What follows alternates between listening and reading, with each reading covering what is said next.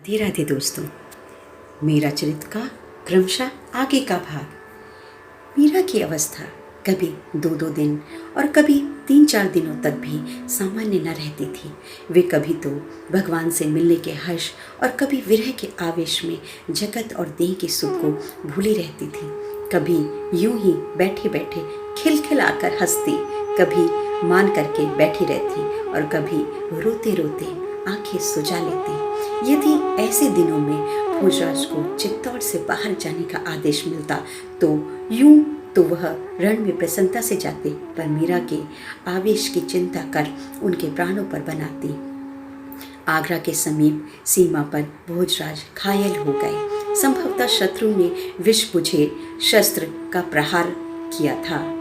राजवैद्य ने दवा भरकर पट्टियां बांधी, औषधि पिलाई और लेप किए जाने से धीरे धीरे घाव भी भरने लगा।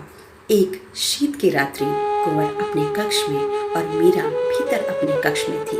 रात्रि काफी बीत चुकी थी, पर घाव में चीज के कारण भोजराज की नींद रह रह करके खुल जाती। वे मन ही मन श्री कृष्ण श्री कृष्ण श्री कृष्ण नाम जप कर रहे थे।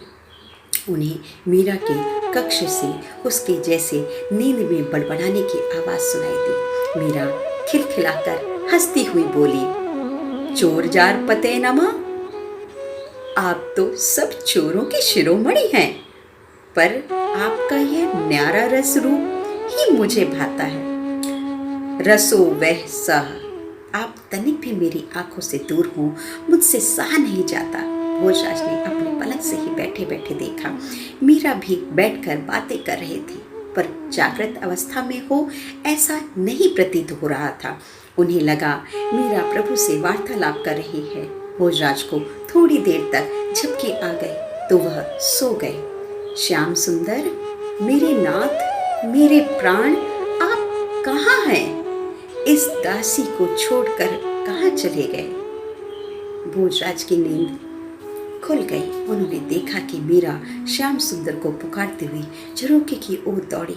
भोजराज ने सोचा कि कहीं झरोखे से टकरा कर ये गिर जाएंगी, तो उन्होंने चोट की आशंका से चौकी पर पड़ी गद्दी उठाकर आड़ी कर दी, पर मीरा तो अपनी भावतरण में उस झरोखे पर ही चढ़ गई। मीरा ने भावावेश में हाथ के एक ही झटके से झरोखे से पर्दा हटाया और बाहें फैलाए हुए, मेरे प्रभु, मेरे सर्वस्व कहती हुई एक पांव झरोखे के बाहर बढ़ा दिया।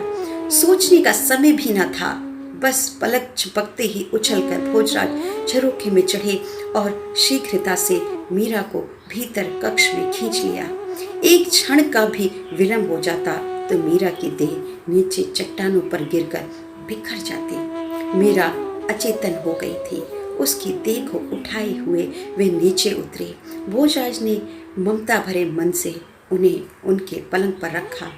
मीरा के आंसू सिक्त चंद्रमुख पर आंसुओं की तो मानो रेखाएं खिंच गई थी। तभी ओ महारानाथ, तुम्हारे बिना मैं कैसे जीवित रहूं? मीरा के मुख से ये अस्फुट शब्द सुनकर भोजराज मानो चौंक उठे, जैसे नींद से वे जागे हों। यह क्या किया मैंने? क्या किया? मैं अपने वचन का निर्वाह नहीं कर पाया। मेरा वचन टूट गया। वचन टूटने के पछतावे से भोजराज का मन तड़प उठा। प्रातःकाल सबने सुना कि महाराज कुमार को पुनः ज्वर चढ़ आया है। वहां का सिया हुआ घाव भी उधड़ गया। फिर से दवा ले सब होने लगा, किंतु रोग दिन दिन बढ़ता ही गया। यूं तो सभी उनकी सेवा में एक पैर पर खड़े रहते थे, किंतु मीरा ने रात दिन एक कर दिया। उनकी भक्ति ने मानो पंख समेट लिए हो, पूजा सिमट गई हो और आवेश में दब गया। भोजराज बार बार कहते, आप आरोग्य ले, अभी तक आप विश्राम करने नहीं गई। मैं अब ठीक हूँ, अब आप विश्राम कर लीजिए, अभी पीड़ा नहीं है, आप चिंता ना करें। मीरा को नींद आ जाती तो भोजराज दांतों से होंठ दबाकर अपनी कराहों को भीतर ढकेल देते। ऐसे ही कितने दिन मास निकलते गए, पर भोजराज की स्थिति में बहुत सुधार नहीं हुआ।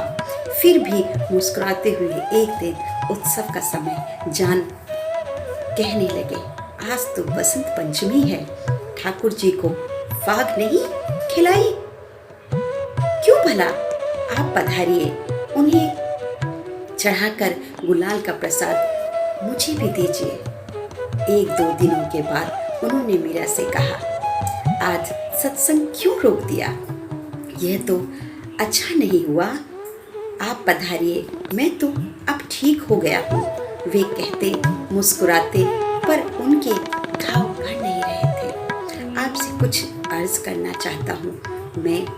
एक दिन एकांत में भोजराज ने मीरा से कहा, जी फरमाइए। समीप की चौकी पर बैठते हुए मीरा ने कहा, मैं आपका अपराधी हूँ। मेरा आपको दिया वचन टूट गया।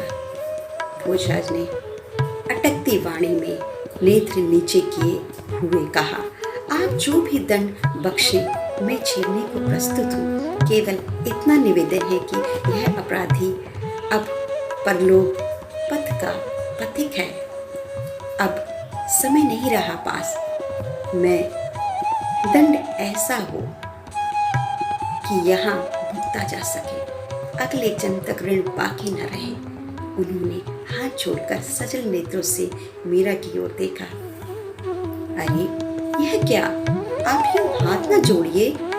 फिर गंभीर स्वर में बोली, मैं जानती हूँ उस समय तो मैं अचेत थी, किंतु प्रातः साड़ी रक्त से भरी देखी तो समझ गई कि अवश्य ही कोई अटक आ पड़ी होगी। इसमें अपराध जैसा क्या हुआ भला? अटकी ही आ पड़ी थी, भोजराज बोले। या तो आपको झरोके से गिरते देखता या वचन तोड़ता। इतना समय नहीं था कि दासियों को पुकार कर उठाता। क्यों वचन तोड़ा, इसका तनिक भी पश्चाताप नहीं है, किंतु भोज अंत में छोटा ही रहा। भोजराज का कंठ भर आया। तनिक रुक कर वे बोले, दंड भुगते बिन यह बोझ मेरे हृदय पर रहेगा। देखिए, मेरे मन में तनिक भी रोष नहीं है। मैं तो अपने ही भाव में बह गिर रही थी। तो मरते हुए को बचाना पुण्य है कि पाप? मेरी असावधानी से ही तो यह हुआ। यदि दंड मिलना ही है तो मुझे मिलना चाहिए, आपको क्यों? नहीं नहीं, आपका क्या अपराध है? इसमें भोजराज व्याकुल स्वर में बोले, हे द्वारिकाधीश, ये निर्दोष है। खोटाई करनहार तो मैं हूँ। तेरे दरबार में जो भी दंड तय हो वो मुझे दे दो। इस निर्मल आत्मा को कभी मत दुख देना प्रभु। भोजराज की आंखों से आंसू बह चले। राधे राधे दोस्तों। मीरा चरित्र का अगला भाग अगले इतवार